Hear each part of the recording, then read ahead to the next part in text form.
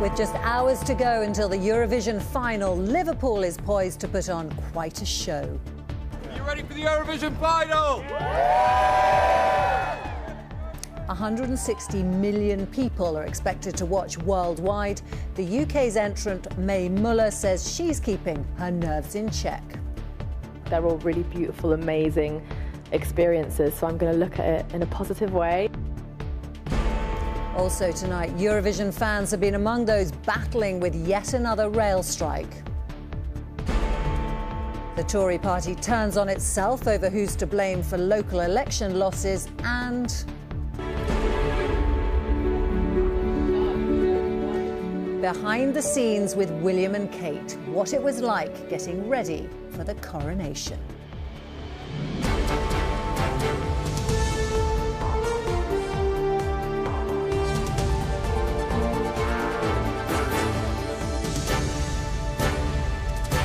This is ITV News with Romilly Weeks.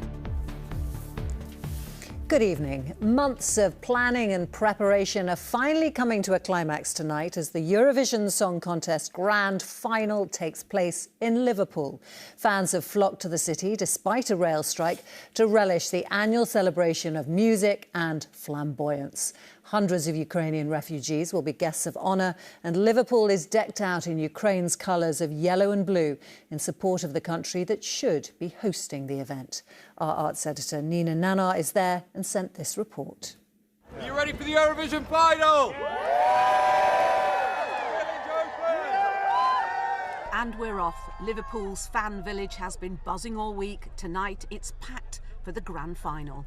We're here from the start to the end. Come on, Mae Muller. Of the 26 contestants tonight, the UK's Mae Muller is on last, but hoping, of course, to come first. The fact that Sam Ryder did so well last year, the fact that we're hosting on behalf of Ukraine, the fact that, you know, I'm going last in the show. But when I really look at what they are, it's like they're all really beautiful, amazing experiences. So I'm going to look at it in a positive way. Ukraine, which was unable to host this year's contest because of the war, has won 3 times in the past. Jamala was victorious in 2016. And this week she's been in Liverpool sharing her experiences on social media as she prepares for the stage tonight, where she is a guest performer. Yesterday we did a rehearsal, and I can say that honestly is the best. I was a few times on different Eurovision, in Stockholm of course, in Kiev and Netherlands, but this one is something.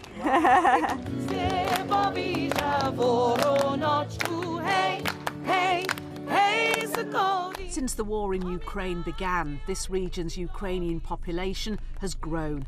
Today, those resettled here welcomed Eurovision's commitment to showcasing their culture. It's feeling like part of Ukraine right now because everyone celebrates Eurovision on behalf of Ukraine, so they present in our culture. A short while ago, the last UK winners from 1997, Katrina and the Waves, entertained the waiting crowds. Now all they need is this year's winner.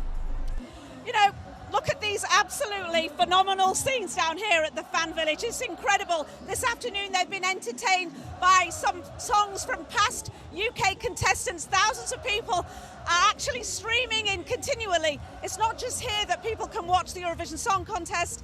For the first time, some giant screens have been erected around the UK, and also for the first time, 500 cinema screens are also showing the show. How about this for the Eurovision effect? Mae Muller is #1 in the singles charts tonight.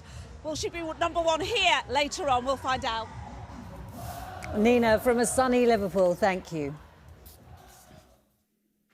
Eurovision fans travelling to Liverpool have had to contend with another day of rail strikes, together with much of the country. Today, the leader of the biggest rail workers' union called for an all-industry summit to try to end the disruption. Sangeeta Lal is at London's King's Cross station. Sangeeta, what do they want to achieve with this summit? Simply, they want this all to end. They want their members to return to work and they want to resolve what they've called this toxic rail dispute, all about the fact that RMT union members say their salaries haven't increased in 4 years and that they should reflect inflation. Now, the union was considering a 9% offer, but the leader of the RMT union, Mick Lynch, said that that offer came with a request making the first year's pay deal contingent on withdrawing their mandate for strike action, which the union have rejected, now calling for an industry-wide discussion. It's not just about money, it's the conditions that they're asking for us to give up, as they call it, modernisation, but it's basically a tax on our members' terms and conditions, so we can't accept that. So they've got to ease up on that. But they've also asked us to declare the dispute over and take no further action while they want us to negotiate a second half of a deal. We can't do that. So if we can get a better atmosphere, we can work on a solution, hopefully, going forward.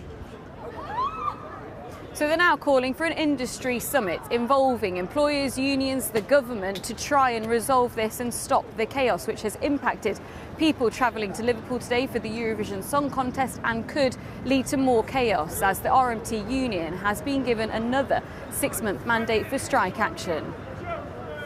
Sangeeta, thanks for that. The former Home Secretary, Priti Patel, used a speech to a new Conservative grassroots movement to blame the party's leadership for last week's big losses in local elections. And our political correspondent, Harry Horton, is here. Harry, was this the former Home Secretary trying to point the finger at the current Prime Minister? Yes, it was. This conference, the Conservative Democratic Organisation Conference, was formed last year after the ousting of Boris Johnson by fellow MPs and the selection of Rishi Sunak as Prime Minister with no input from grassroots members. Now, the people at this conference today were very angry about both those things. Boris Johnson himself wasn't in attendance. He did deliver a video message, and there were lots of former ministers from his cabinet, disgruntled former ministers, attending this conference. One of them was Priti Patel, the former Home Secretary. She said that fellow MPs had done a better job at damaging our party than the opposition, and she said that the current party leadership was to blame for those election losses we saw earlier this month. If the centre of the party spent more time with us, listening, engaging, then I think it's fair to say we would not have seen over 1,000 of our friends and colleagues even lose their seats in recent local elections, and dozens of councils fall out of Conservative control. Now, you can see from some of those pictures there that attendance at this conference was quite low, maybe because of the rail strikes, but I think what it shows us is that the appetite for bringing back Boris Johnson and the momentum for bringing back Boris Johnson is not quite what perhaps some of these people at the conference want it to be. Right, Harry, thank you. Russia has claimed that British Storm Shadow cruise missiles have been used by Ukraine for the first time. The Defence Secretary, Ben Wallace, confirmed this week that the advanced weapons had been sent to Ukraine. Russia's Defence Ministry claims that 2 Storm Shadows were fired at civilian targets in the occupied city of Luhansk yesterday, but there's been no independent verification. Meanwhile, Ukraine's President Volodymyr Zelensky met the Pope at the Vatican this afternoon. No details of their discussions were revealed. The Pope has previously offered to help to try to end the fighting in Ukraine. Southampton have become the first team to be relegated from the Premier League this season following a 2-0 defeat at home to Fulham. Leeds United remain in the relegation places, but their hopes of staying up were lifted by a late equaliser in a 2-2 draw against third-placed Newcastle. Finally, the Prince and Princess of Wales have released a new short film of their experience of the coronation. It includes behind-the-scenes footage of William, Kate and their children preparing for the big events of last weekend. Chloe Keedy takes a look. In quiet contrast to the crowds lining the streets nearby, inside Kensington Palace, a family was getting ready for a coronation. This short film, released by the Prince and Princess of Wales, gives us a behind-the-scenes glimpse as Prince Louis and Princess Charlotte prepared for a day they probably won't forget in a hurry, the day their grandfather was crowned as king. I, William, Prince of Wales, pledge my loyalty to you. If Saturday was all about the parade and the pomp and the pageantry, Sunday had more of a relaxed feel. OK, Prince of Wales, it's time for your rehearsal. Although perhaps not for Prince William. Well, Welcome to the Coronation concert. He joined a star-studded lineup of pop stars and actors at a concert most kids would have given anything to be at. Backstage, Prince George and Princess Charlotte got the red carpet treatment, even if they did have to put up with watching their dad give a speech. Chloe Keedy, ITV News. And that's all for now. I'm back at 10:20 with all the latest developments. Have a lovely evening. Goodbye.